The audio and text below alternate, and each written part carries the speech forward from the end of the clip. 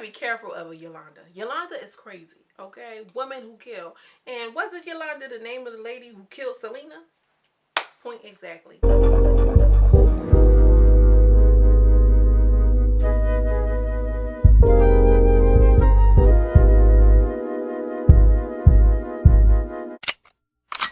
Hey guys, your regular girl from around the way. We have culture, conversation, and community. And in today's video, I am back with, oh my gosh, this is so weird having these like AirPods in and talking. Woo. I am back with a review of Iyanla Fix My Life Trauma Train, girl. This episode is loaded with a lot, and we're here to unpack. So Iyanla kicks off this episode with everybody pretty much getting assigned their role in the trauma or in the breakdown, and I think that's a common theme with all of the episodes that I've seen this season, because it gives people you know, their appropriate label, in which case they're usually more than likely, you know, okay with it. Iyanla starts off this episode with assigning roles to everybody involved, because in this specific family's case, there are 5 generations that we're working with. That's all a part of the trauma. All the labels were appropriate and they all agreed. Lula is the grandmother, or the mother to Yolanda, but the grandmother to some. She's the foundation. Uncle Herbert, which is Lula's brother, is labeled the nemesis. Yolanda's son, who Yolanda is a daughter, she's the one who called in or wrote into Iyanla, by the way. Yolanda's son Justin is collateral damage, as well as the sister Lauren. She's collateral damage as well. And the youngest son of Yolanda, KJ, he is considered ignored. Then after the roles in the breakdown, you know, the trauma, as it relates to the trauma, she then breaks it down with the different generations. Grandma Lula is the silent generation, okay? Uncle Herbert is the baby boomer, and we have the millennials, and then we have the Generation Z. So with there being such a huge gap in between all of the parts, you can tell that this is going to be juicy and good. Yolanda is not even there when they're assigning the roles. She actually comes in last, and I think that was intentional, because it seems like things can kind of work when she's not in the room. And then she showed up like, hi, yes, my name is so-and-so, and here you guys, and you know, whatever the case, but we're going to address that in a second. The next scene starts off with Iyanla and Lula pretty much disgusting, since she's at the foundation, she's at the top of all of this. So Grandma Lula pretty much says she just wants to get back to loving everybody, and Miss Lula lets us know that she was in a relationship with a woman, Miss Nancy, who passed away. That was her partner for over 45 years, and the breakdown started when Miss Lula passed away. She had lung cancer. And, you know, they were in South Carolina, interracial couple, one, and then they were also a homosexual couple. So they were up against a lot. And that to me already just seems like there's going to be a lot of things that need to be addressed in the family, because the children didn't know what was going on between Miss Nancy and Miss Lula. The breakdown happened because Miss Nancy, who was beloved by the family, had lung cancer, and they were deciding on whether or not they wanted to get a morphine drip. Yolanda, growing up as her daughter, wanted Miss Nancy to have the morphine drip. Miss Lula said no, she doesn't really want to, because once she gets, you know, the morphine drip, I won't hear from her, I won't see her again. Lula reached out to Derica, who was a fresh new RN, fresh out of school, and was working in the medical unit, who happens to be Justin, who is Yolanda's son, daughter, okay, or daughter-in-law. And she said she doesn't need the morphine drip right now. She could be fine. The nurses were suggesting that she get the morphine drip, so she was conflicted. And Lula said, no, I don't want my partner to have a morphine drip, and possibly never speak to her again. That was the decision she made. Yolanda, Lula's daughter, felt like she was being selfish and, you know, inconsiderate of the pain that Miss Nancy was in. Lula leaves the room and comes back. She's on the morphine drip. She never talked to her again. And then the whole thing went to hell from there. Miss Lula lets us know that 3 days after Miss Nancy had passed away, she was in a really dark space, and she invited her children over to dinner because she thought that could lift her spirits. In the process of that, she seen Yolanda came late. She saw Derica at the house and told her, why are you in my house, B, or something along those lines. Lula was overwhelmed and asked all of the kids to leave. Yolanda said she didn't want her to leave. She didn't want to leave. And then Lula asked Uncle Herbert to come get her out the house, in which case Herbert and Yolanda got into it, which resulted in him being charged with battery and assault, because she called the cops on him. Now, nobody was there. Nobody will ever confess who did what. Yolanda saying he choked her.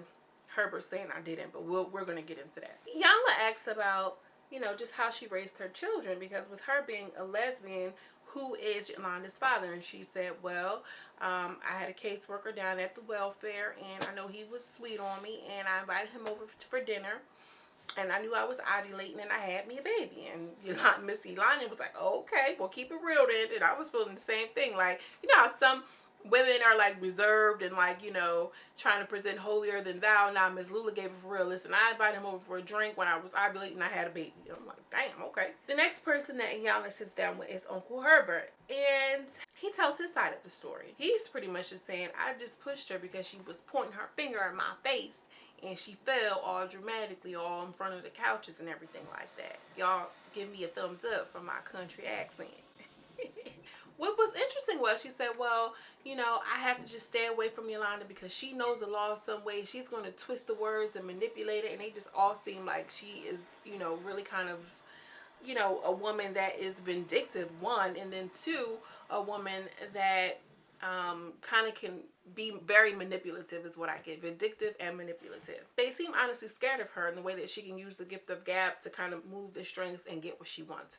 And she does give me that because she presents very well on camera. She's, aesthetically pleasing to look at. And she has the way to, to use her words to get what she wants. I get that vibe from her through the camera.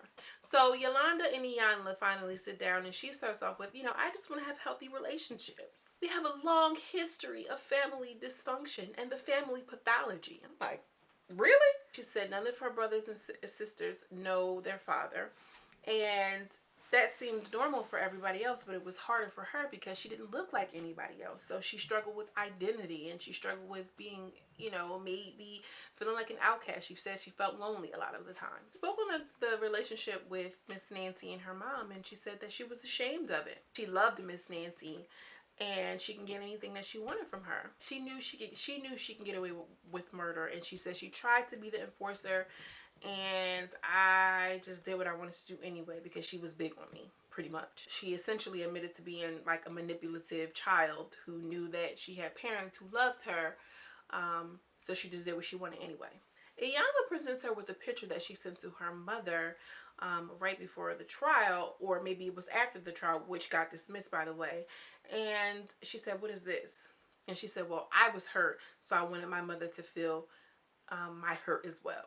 Which, hurt people, but damn. And Iyanla said, I wanted to know what happened in that situation with your uncle for you to result in you calling the police on him, an older black man in South Carolina.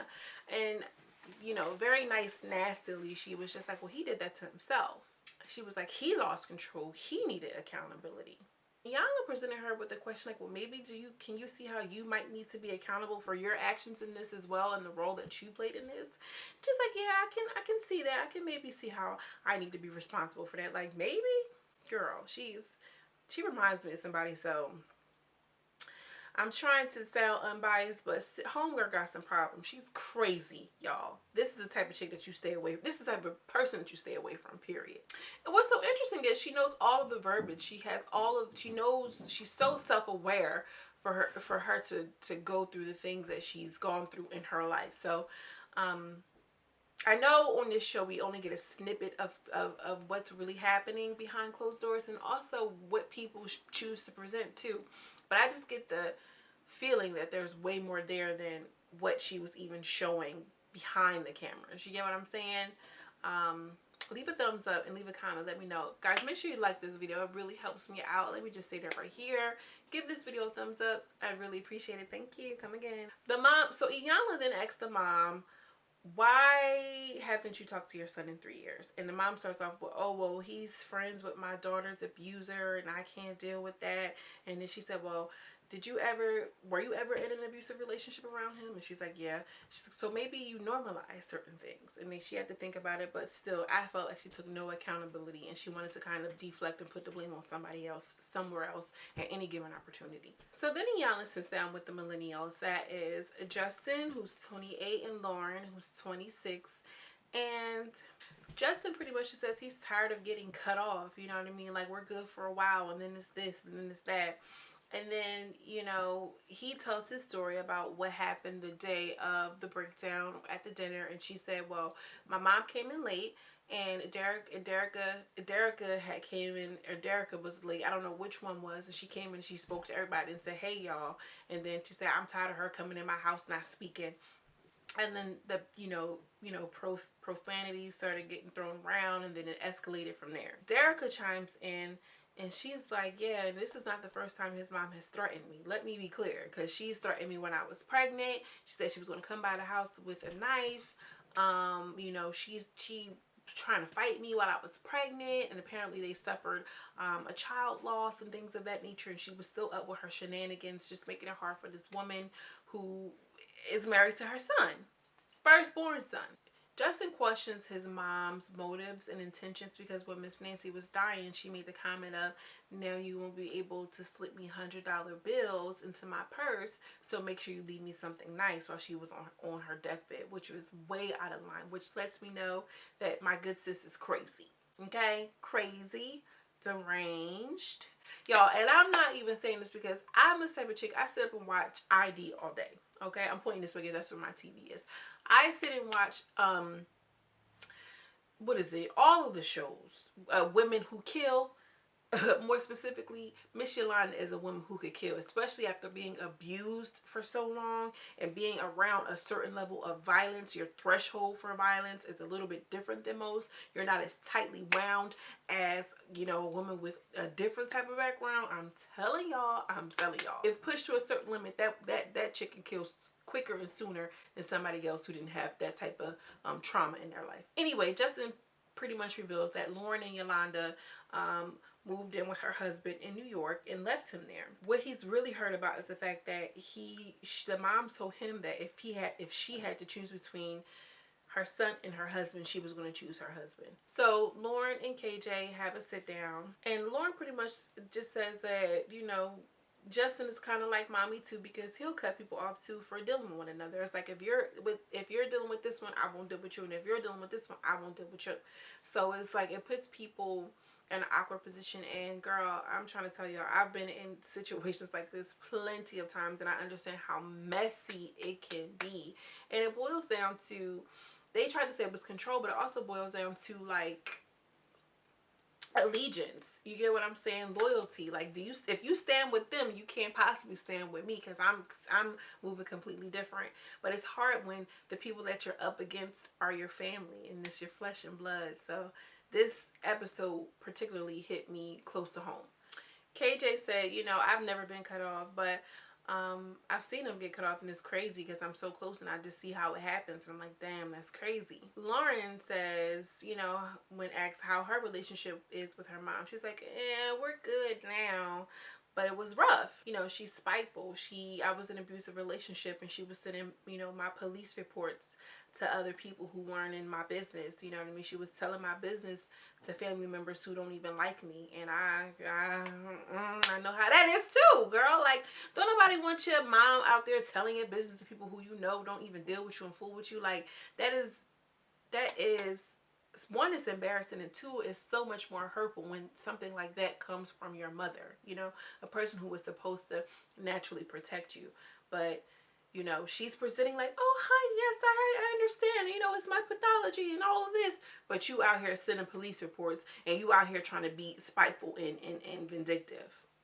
We see you. So then they sit down with the whole family, and Yolanda starts off with allowing Yolanda to speak first.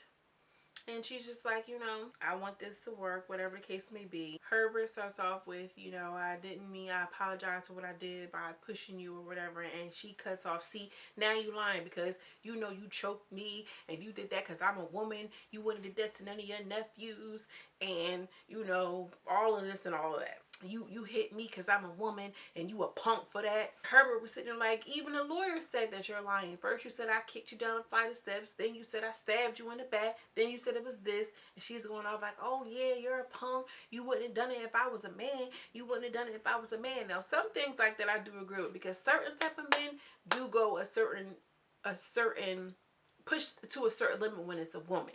You get what I'm saying? So I can see that. Those are those words that she does so well to make herself seem like a victim, and it makes it easier for people to rally behind her. But I think that she's so manipulative that she knows that, much like she knew Miss Nancy was in love with her and couldn't, she couldn't do no wrong, and she used that to her advantage. Y'all following? Iyanla pretty much had to cut it short because it was about to go deep. So Iyanla and Iyanla, girl, that is Iyanla or Yolanda? Iyanla or Yolanda? I can't even say it. Like, say that 3 times for real. They sit down the next morning and she's like, how were you feeling, Miss Yolanda? She's like, oh, I didn't sleep that well. Yeah, I bet you didn't sleep that well. Iyanla asks her, what made you go there? And she's like, I don't like when men minimize their actions. I get it. Then she goes, asks her about her history. She said, well, in high school, I was always looking for structure. I never really had it at home, but I found it in my first boyfriend because, it ended up being an abusive relationship, and I said something out of line because I always had the lip, right? And, he hit me or he choked me, and I ended up telling his mom, and the mom had said something like, well, you're not in the hospital, so it's not a big deal. And from there, like, that was her first time actually being checked, and that was the discipline and the structure that she was looking for. I'm telling y'all right now, you think you doing your child a service by, oh, we're not having discipline, oh, we're just going to do whatever. Your child is going to get it one way or the other. Sometimes they get it by way of the law, and now they can only eat, sleep, and shit at a certain time of day, or sometimes they get it in the arms of a man who's kicking them and twisting them and doing whatever they want to do. But that's real. I can see how those two things are related. But she does admit that she didn't deal with a lot of the things, so she threw it in her trauma train, which she got a whole name for. She understands that she's coming with a lot. So when you understand that you have a lot up against you, in my mind, I feel like, well, I have these things against me. What can I do to combat some of this stuff that I'm already carrying? Because it's not, you know what I mean? Like, you have to be mindful of those things. You know your strengths and weaknesses. So what can you do to better yourself so that way those traumas don't come out and show up in your life in the ugliest ways? Okay, let's be proactive, not reactive. And she's 44 years old, okay? And she should know that. She's like, oh, I just need to sit in it and heal. I'm like, girl, she knows all of the verbiage, all of the lingo, but she doesn't know how to not be toxic toward her daughter or toward her son. Something is not adding up. Why is all of this, I need to just sit in it, not transferring into your real life? So Iyanla is like, well, what's a word, that a safe word that I know when you're being triggered that we can use? She's like, well, let's not really give it a word, let's give it a sound. And she's like, okay, what would you like the sound to be? And she's like, toot toot. I'm like, sis, I'm like, somebody that's doing all of that, girl, you got your own trigger word, sound, and everything. It's something else that's brewing there, and I don't know if it's gonna come out in the episode or not, but no, I'm not convinced. So Iyanla brings in her daughter Lauren, and she's like, have you ever talked about the abuse in the earlier days? And she's like, no. The mom really confesses about some, things that happened to her as a child, that, she's been dealing with stuff from an early age. And when they're sitting down having tea, her whole body language changes. She's kind of curled into herself. She's not this woman who we see when she's getting smart. And that lets me know, and just by the body language shift, that, there is some truth there, and it is believable, because anytime that somebody's, talking about their childhood trauma and they physically revert back to a childlike posture, there's things that's left there that are not dealt with. That's what it says to me. Iyanla asked the daughter, have you ever discussed with your mom some of the abuses that you suffered? And she's like, no, it's none of her business. And I understand completely where she's coming from, because why would I run my shit down to you and you telling, Aunt Lori, Aunt Kiki, who don't even like me? You get what I'm saying? When that trust is broken, you really don't have any outlets, and the parents are supposed to be the outlets. You get what I'm saying? And when they do things that break the trust, you no longer have any outlets, and you have to rely on a nigga that's kicking your ass. That's the harsh reality of it, because you don't trust it. You trust that, okay, something go down, I know he might punch me here and kick me there, but with you, I just don't even know what to expect, Damn. Iyanla pretty much just opens the floor for the daughter to say that your antics push me closer to my abuser. She said that when she was doing things like, saying that she was going to get her child taken away and, giving out police reports, that she was afraid for her life and she was just doing the best she can. That was her method of trying to get her daughter back or whatever the case. But in the process, which all sounds good, and I can see how that is a rationale. But the same chick that came in with knowing her own trigger words and sounds, and I need to sit in it. It's hard for me to believe that that's really what she meant by that. And let me give it to y'all this way: if I'm addicted to drugs, right, and you say, "Oh,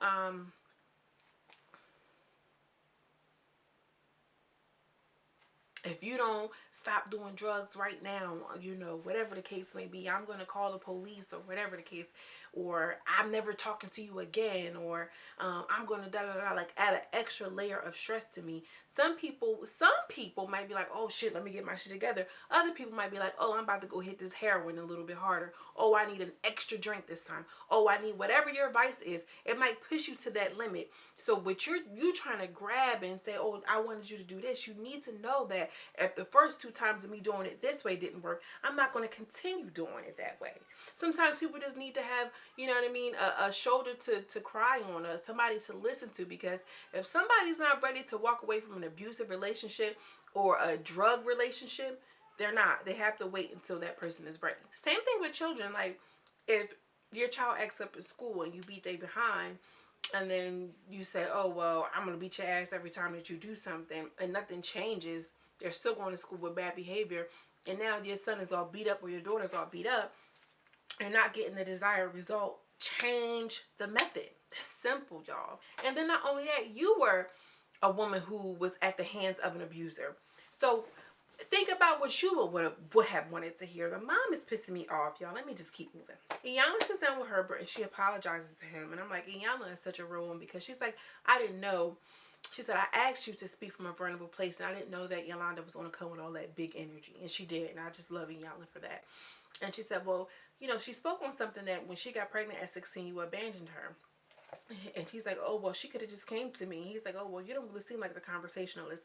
And here's the thing, y'all. Some people have this assumption, "Oh, well, you could have just did this or you could have just that." Yeah, but you also could have just said it. Sometimes you have to put words on things. And other times, it doesn't need a lot of words. You know what I mean? You have to have discernment. You have to have discernment in life in general, but especially with dealing with relationships. Iyanla and Justin sit down, and she asked Justin, "How do you feel?" I'm like, "Do you trust her with your heart?" And he's just like, "No." She's like, "Okay, cool. Well, I'm going to take lead on this conversation." He's all for it. Mom starts off with, I don't deal with and I don't support men that support abusers," because apparently Justin was friends with Lauren, his sister, his sister's boyfriend or baby daddy, whatever, who was abusing her. And Justin said, "Well, I wasn't friends with him all like how you're thinking, but I needed to be close to my sister to know what was going on, because she had up and left before. They up and left to Georgia, and I didn't know what was going on. So if this is how I have to deal with my sister, then this is what I have to do, because I don't want to not be a part of her life." And the mom should respect that. So because the mom is like, "Well, if you don't do it my way or my method, then you're wrong, and I can't respect you, and I'm not going to deal with you." She's just toxic. They mentioned the fact that, you wanted to choose your husband over me, and she's like, "Well, I don't remember that." Apparently, she don't remember a lot of stuff. Iyanla asks her, "How can you sit here and say you don't respect him? This is a father of 3 boys. He's married to an RN with a successful wife and relationship, and you're going to tell him you don't respect him?"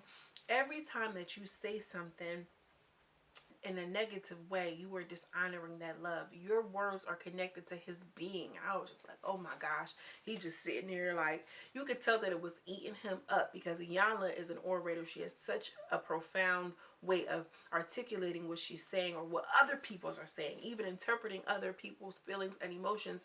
And she was saying some of the truest, realest stuff I ever heard. Like, your mother's word, you're always gonna crave that love and things of that nature. And you're sitting here telling him you don't respect him. Who do you respect? And she's like, "Oh, I don't, an ideal man." Well, did you raise him to be the ideal man? She's like, no. So then why are you putting those standards on him? And he's just, a black man just sitting there hurt, like, obviously hurt because his mom is trash, and then, all of the other things. Iyanla was digging in her stuff because she was just like, moms break boys, because and that's why it was in our culture to let the boys go with their father at a certain point, because a mother can emotionally manipulate their sons if they're not too careful. So she's like, oh yeah, okay, I respect him. No, you don't. You're doing it for the cameras. But they kept it moving. And they get a plate, and she blows on the plate, blows on the plate. All of the words unspoken. They break the plate. The clean is slate. Or the slate is clean, rather. I had to think about that. So they go sit down in the next room. And the first thing she jumps it off with is, can I tell you what hurt me the most? Why? If the slate is clean. Why do you want to talk about that if the slate is really clean? People don't know how to move on and move forward. It's so annoying to me. Anyways, Justin blows up because she was talking about the money. She was like, oh, well, I didn't get anything when Nana, that's what they called it, when Nana died or whatever the case. She's like, oh, well, you still able to go to the house and I can't, and this, that, and the third. It just goes into this big blow up. The mom was out of line for saying what she said. Justin got emotional. Justin goes back into the room with Iyanla and Lauren. And she's like, and Justin's like, just exclude me from this. I don't want to deal with this. My mom is off the hook. And Lauren gets upset because she's like, well, what about the kids? Your kids can't be with my kids. They can't come to birthday parties because my mom is there, and yada yada yada. They're completely separated, and it causes a real division in the family. I hate to see it. I hate the fact that I know how it is. It's a shame. Justin calms down and they walk it through. Iyanla helps him walk it through and articulate himself with his sister. So Iyanla has them together, and she's like, raise your hand, if you've ever been a victim of domestic violence, or a part of, or, witnessed, and she's giving them apples, okay? So everybody has a whole bunch of apples, and she comes around and she collects them. But she lets the mom keeps her apples, and she lets the grandma keeps her apples, and they both have a whole bunch of everybody who's involved, which sometimes people need visuals. And Iyanla does a good way. She does a good job at breaking those really complex emotional things down and putting it to something as simple as, you get an apple if you've ever been a part of or witnessed domestic violence, and you see a whole bunch of apples based on these questions that I asked you, to know that I'm carrying some shit. And KJ, the youngest one, is able to ask people questions. KJ pretty much just says, Mom, if you talk to my wife like that, I understand why Justin is the way he is, because I wouldn't talk to you either. He asked his grandma, why didn't you tell us about Miss Nancy? And she just pretty much said, baby, it was the times. I come from an era that, the skeletons are in your closet. You keep them there. She was white. I was bumping cooch. So, nah, she ain't say that, but y'all get what I'm saying. He told Herbert that I don't really respect you for even being involved in my mom in a physical way, but I love you because you're family. And he asked Justin, how come you weren't around? And he pretty much just said, Justin pretty much responded like, your mom left. That was simple. Then Yolanda chimes in like, toot toot, like some shit is cute. I don't even know why she decided to do that. I don't know why she branded herself, her trauma that way, but whatever. And Iyanla bigs her up, like, see how she didn't go off on the deep end right now, because she normally would have, and they give her a little bit of praise for that. The end of the episode pretty much just ended with Lula and Yolanda talking about the things they never talked about. She let her know that you think that the money that you was getting from Nancy was coming from her, was coming from me. I gave her permission to give you that. And half the time, she didn't have anything. And when she said that she was going to leave you something, you get your inheritances when I die, not Nancy. And she's sitting there looking like, oh, and she need to know that and be careful. I wouldn't have told her that, because she seemed like the type to be like, toot toot, bitch, and run you over. And now she got the insurance money. Because, insurance money, well, listen, I ain't even about to get into it. She talks about how her and Miss Nancy met, which is a beautiful, beautiful story. I'm glad she shared it. She needed to hear that. She needed to hear that from the beginning. It doesn't matter what type of family, traditional or not, all children need to know that there was love surrounding them. And I think in her hearing that softened her up. Even her demeanor softened a little bit. She talked about how she was conceived, like, yeah, the boy at the welfare office, whenever he came over, and she kept it all the way real. She was keeping it super real. Now I don't know why she couldn't. I guess it was harder years ago. It doesn't matter. Moving forward, Iyanla suggested that they all continue counseling, and to not rehash anything without having the help around them, because it's just going to open up too many wounds, which I agree with. Some conversations you cannot have in the improper setting. It's going to do more hurt than good. I need to learn that. For real, because I'm pushy. They end out the episode with Justin just saying, you know, it's hard to not hold a grudge when people aren't being accountable. I'm like, my man, he got to be a fixed sign. He does. He's either a Scorpio. He is really relatable. I dig Justin. Lula says she's just wanting peace in the valley. Okay, peace in the valley. She just want to have her family. Okay, she lost her partner 45 years and everything. Her family went to hell, and she just want some peace. Give grandma some peace, y'all. Uncle said, you know, he just want the men in the family come together. He said maybe I'll get everybody together. We can do some fishing and everybody get to know one another, because it sounds like they are really truly split down the middle.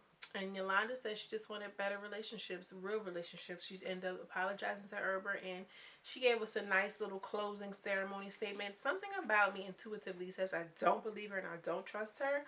But, you know, she gave us what we needed for the closing of the end of the show. This was a lot. This was a lot.